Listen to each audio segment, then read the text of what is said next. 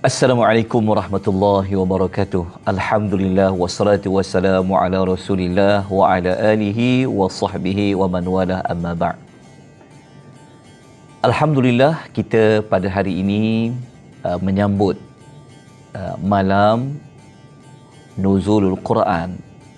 Okey, malam yang dikaitkan dengan penurunan Al-Quranul Karim.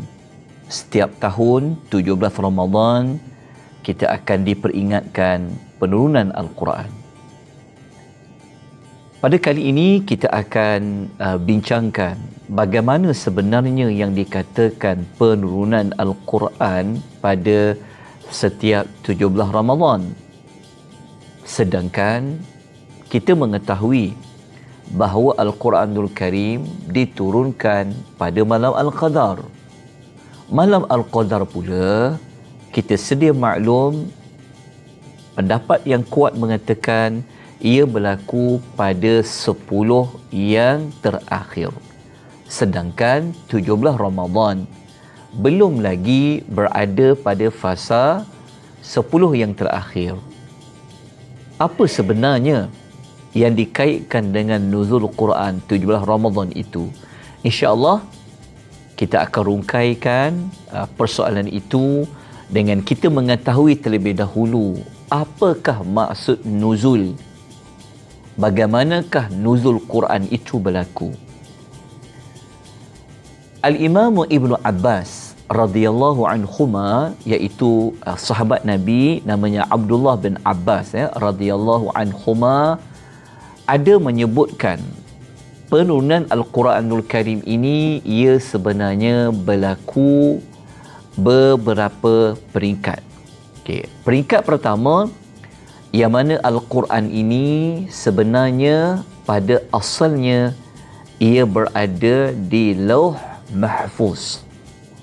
Okey, Lauh Mahfuz kita boleh dapatkan maklumat untuk proses yang pertama ini boleh rujuk di dalam surah Al-Buruj.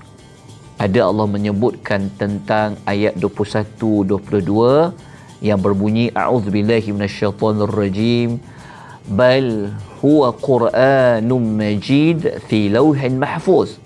Al-Quran ini adalah sebuah kitab yang mulia yang berada di Lauh Mahfuz. Jadi Lauh Mahfuz ini merupakan satu tempat yang lebih tinggi daripada langit dunia. Jadi di situlah sebenarnya keberadaan Al-Quranul Karim setelah diturunkan oleh dibawa turun oleh Allah Azza wa Jalla. Jadi Al-Quran asalnya berada di Lauh Mahfuz. Kemudian apabila munculnya bulan Ramadan, munculnya bulan Ramadan ini kita boleh rujuk dalam suratul Al-Baqarah, yang mana Allah Ta'ala berfirman a'udzubillahi minasyaitonirrajim syahru ramadhan alladhi unzila fihi al-Quran. Bulan Ramadan merupakan bulan yang diturunkan Al-Quran. Jadi bulan yang diturunkan Al-Quran itu merujuk kepada penurunan Al-Quran sekaligus. Dari Lauh Mahfuz Allah bawa turun sekaligus ke mana? Ke langit dunia. Bila dia berlaku penurunan sekaligus, ia berlaku pada bulan Ramadan. Okey, bulan Ramadan itu pula berlaku pada malam bila? Maka kata para ulama tafsir, kata Ibnu Abbas radhiyallahu anhuma, ia berlaku pada malam Al-Qadar. Malam Al-Qadar kita sedia maklum ia adalah surah Al-Qadar, iaitu ayat yang berbunyi inna anzalnahu fi lailatul qadar. Sesungguhnya kami telah menurunkan Al-Quran pada malam Al-Qadar. Jadi Allah menurunkan Al-Quran pada malam Al-Qadar itulah merujuk kepada bulan Ramadan yang Allah turunkan Al-Quranul Karim. Jadi ayat yang menyebut penurunan Al-Quran pada malam Al-Qadar itu adalah penurunan dari Lauh Mahfuz sekaligus turun ke langit dunia. Di situ dikatakan ada satu tempat namanya Baitul Izzah. Okay. Kemudian berlakulah penurunan Al-Quran sedikit demi sedikit. Allah turunkan Al-Quran semasa Nabi sallallahu alaihi wasallam berada di Makkahul Mukarramah. Diturunkanlah Al-Quran selama 13 tahun. Turunnya surah-surah di dalam Al-Quran.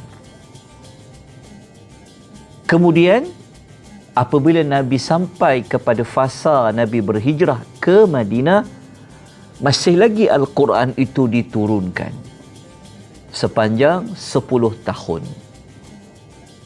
Okay. Itulah yang disebutkan penurunan Al-Quran secara sedikit demi sedikit. Semasa fasa di Mekah 13 tahun, fasa di Madinah selama 10 tahun. Okay. Bagaimana pula dengan maklumat yang mengatakan turunnya Quran itu pada 17 Ramadan?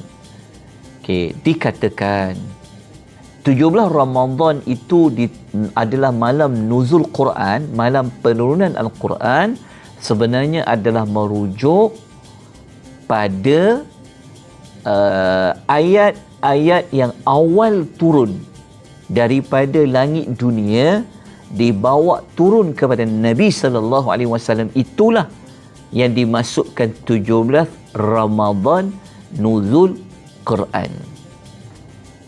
Okay. Nuzul Quran yang kita rayakan, yang kadang-kadang setengah tempat diberikan cuti, diingatkan tentang nuzul Quran itu, ia merujuk kepada penurunan Al-Quran yang awal-awal diturunkan kepada Nabi sallallahu alaihi wasallam. Okey, manakala ayat surah Al-Qadar, ayat di dalam surah Al-Baqarah yang menyebut tentang kefarduan puasa, tentang bulan Ramadan itu diturunkan Al-Quran, adalah merujuk kepada penurunan Al-Quran sekaligus dari Lauh Mahfuz ke langit dunia.